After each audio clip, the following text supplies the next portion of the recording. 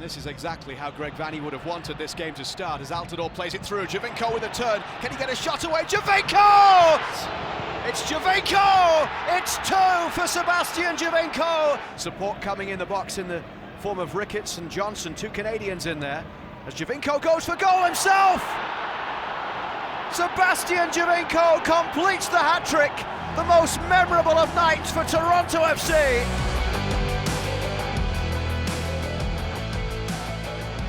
A historical night for Toronto FC on many fronts. That was Sebastian Giovinco throwing the final dagger at NYC FC with the final scoreline of 5-0 here at Yankee Stadium, 7-0 if you count aggregate goals. And that is the largest margin of victory in MLS playoff history when it comes to a two-legged series. Gareth, I don't even know where to start with this performance. I mean, Toronto FC spent all week long preparing for this matchup. What aspect of this preparation really paid off tonight? Well, let's start off by saying this is the best game and the best night in Toronto FC history, hands down. Like, it doesn't get much better than that. Coming on the road to New York City, going on and taking on a team with 3 players that have won everything in the games of football, and going out and performing like that, hats off to the team. You saw Sebastian Giovinco's hat-trick goal. We should add the best player in MLS potentially ever. I'll leave that up to that conversation to be had by people that have watched the game over the course of the years. He's the best that I've ever seen in this league, and I've been watching for a couple decades now. This player was dominant on the night.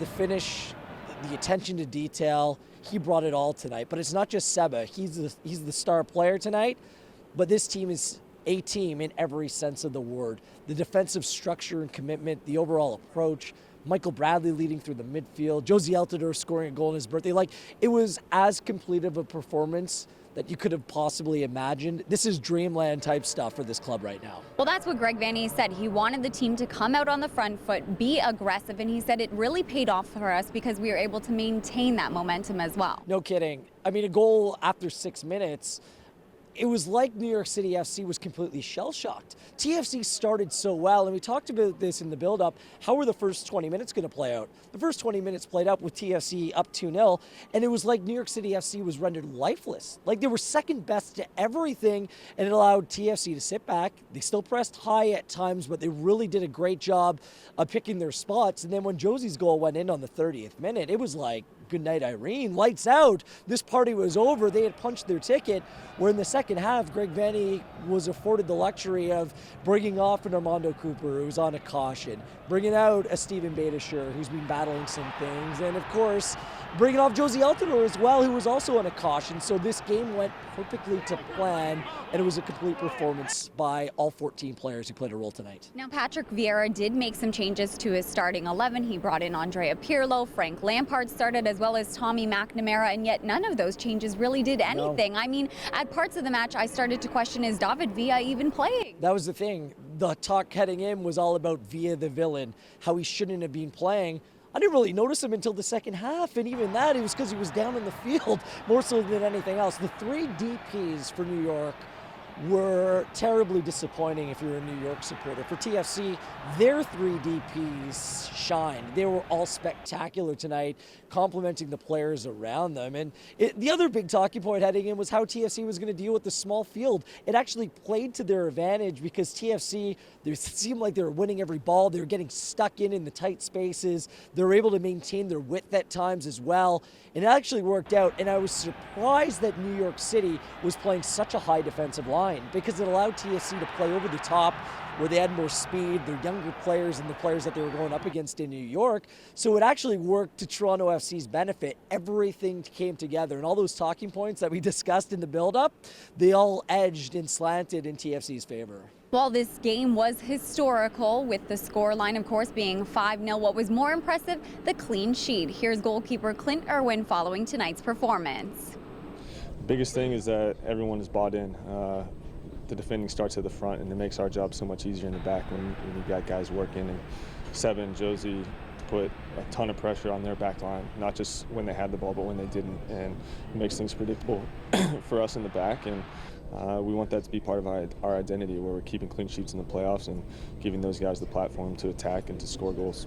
We have to give a massive shout out to the 250 traveling Toronto FC supporters. I mean, Gareth, when Jonathan Osorio scored that goal, I felt all the energy deflate out of this building, and all you could hear, the TFC supporters. I can't believe there was only 250 of them. If I'm going to be honest, because they were loud. On the radio broadcast, I was bringing up their volume because they were outstanding.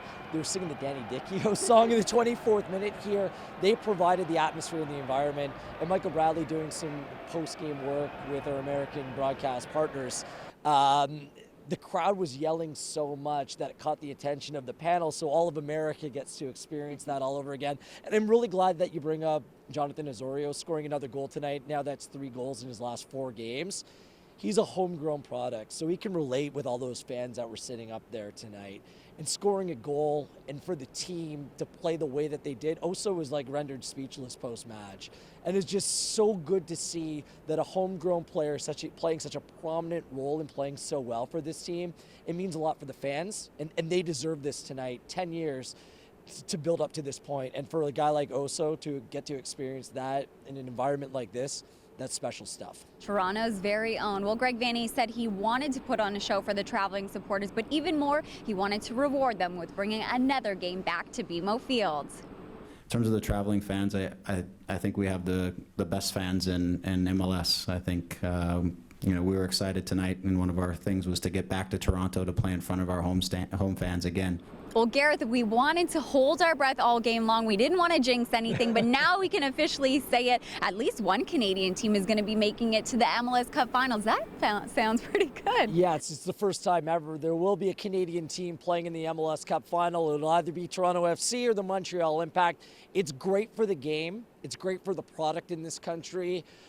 Sometimes I think we're too hard on ourselves as a soccer nation. There's some special stuff going on right now on the field, the professional setups and the support. It's all incredible. It's all coming together. And I'm really looking forward to seeing how the next couple weeks play out. Now we head into an international break here. What bad timing, isn't it? It's so true. But we will still be up at the Kia training grounds bringing you all the updates and content that you need to know. So make sure you keep it locked at torontofc.ca.